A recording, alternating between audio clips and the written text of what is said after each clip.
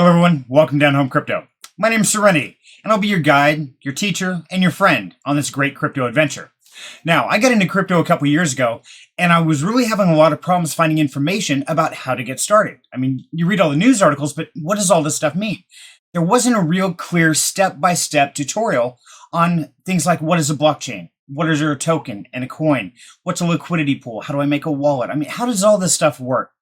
So I decided that after my couple years of being into this and really starting to grow, I needed to go back and I need to fill in that gap. And that's what we're going to do here. So I call this series Zero to Hero, because we're going from zero knowledge to becoming a crypto hero, where you'll be able to jump in and participate in protocols. You'll be able to dig deep into the white papers, find out the tokenomics of the system, whether it's going to be a long-term play or a short-term. We're even going to get into trading and everything else you could possibly want to know about cryptocurrency. And this world is always evolving. So that means the ones that really win are the ones that are already here. They're learning, they're always growing and watching and looking for that next great opportunity. But also we've got to balance out our risk and our reward, because if all we ever do is take real high risk endeavors, more than likely we're going to fail. So we've got to have a good variety within our investment system. Okay, we've got to have some low risk, low returns. And every once in a while take some high risk and hopefully get those high returns. But if you don't have a diversified portfolio, eventually one of those high risk entries is going to crash and burn and you're going to lose everything. So we're going to cover that as well. But I want to get rid of a few of the falsehoods that you might believe right now and might stop you from proceeding. There are three things I share with my viewers at the beginning of every video, okay?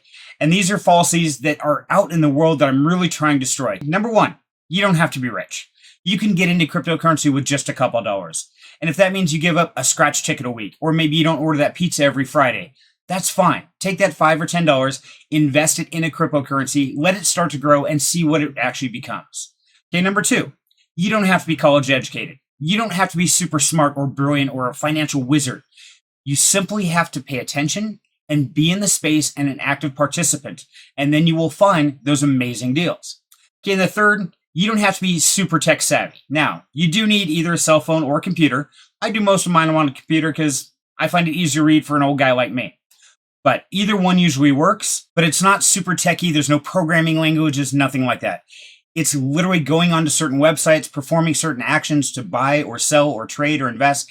It's not as hard as people make it think, okay? So those are three things. You don't have to be rich, you don't have to be college educated, and you don't have to be tech savvy. You simply have to have a desire to change your life and a courage to follow that dream. And then you can join us here on this great crypto adventure. So let's dive into it, shall we? The very first thing you have to understand about cryptocurrency or anything is the foundation in which it's built on. And that's called a blockchain. So let's cover what is a blockchain. Now, of course, the blockchain being the foundation of all of this world is going to be fairly complicated, but I'm going to try and make it as simple as I possibly can here to get you to understand it and realize how this is going to operate. Now, there's a lot more of the technical and the coding behind it, but I want to give you a very simple representation so you can get your mind wrapped around it and really feel comfortable about what we're talking about. So let's say we take this pile of blocks, then we link them together on a chain. There you go. That's a blockchain. It's that simple. Now, each block contains information, and that's when it gets really critical as far as what's inside the block and how do they link together. Because as you can see in this example, everyone is numbered. So the block before it has information for the next block, and if that information doesn't match, it's not assimilated into the blockchain. Now, each of these processes has to be approved by literally hundreds of thousands of computers solving these huge mathematical equations. Okay, it's called an algorithm. But what they're really trying to do is find what's called the nonce. Picture it this way. A nonce is kind of like DNA for the human body. There's only one of a kind. And you have to have everything in exactly the right order or you grow like a third eyeball or something goes bad. Okay, that's what all these computers are trying to solve. They're taking all the information of the past of the blockchain, as well as all the transactions currently on that block, and solve for the nonce to seal up that box. Now, once that box is sealed, then it gets assimilated onto the blockchain and it starts another box and it starts over again. And that's all it is. It's a repeating process of adding a box onto the blockchain. Okay, so what goes into those blocks? Let's get into that real quick. So to create a block, you've got hundreds of thousands of computers trying to solve this huge algorithm that has all types of information to it. Now, essentially, they're trying to create the nonce, or the part that seals that block so it can be added to the blockchain and move on to the next one. Now, if they accomplish that, that's how they earn cryptocurrency from mining. Okay, so that's literally what they're doing. They're mining a mathematical equation. But what does that mean? So let's take our example of our blocks, right? Okay, and if you look, the next one we need is 1643. Well, that's sitting right here, 1643, but he is currently empty, nothing in it. So when a new block is getting formed, the very first thing it gets is a list of everything that happened in the past before it. It's going to have the block series, the hash, the timestamp, all that information, the ledger, essentially, for everything before it, every transaction that ever occurred prior to this box's existence. Then, in the process of this box, what it does is it gets all the detailed receipts that occurred in this time frame, okay? And those go into there.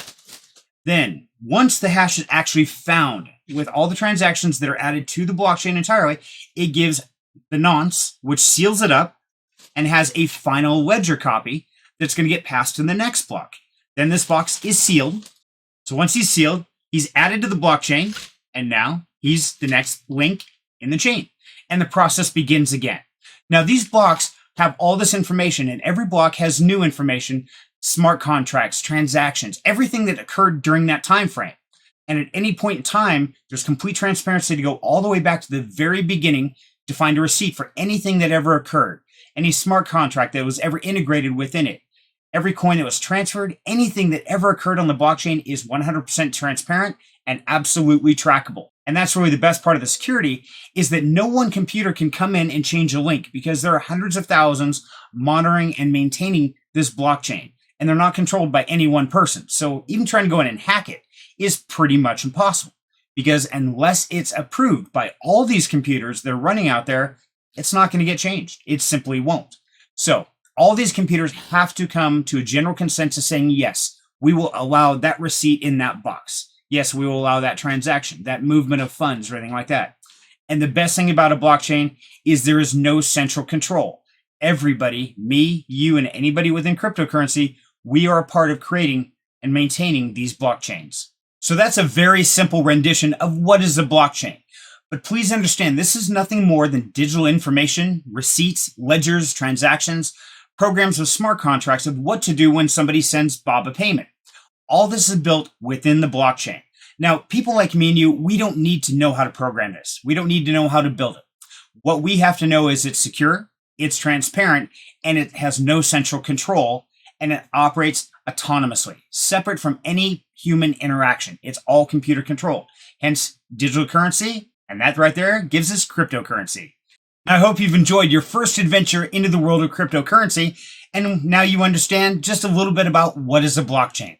And if you do enjoy this, please do me a huge favor. Take a moment, like this video, subscribe to the channel, and click that bell notification so you're alerted every time I upload a new video.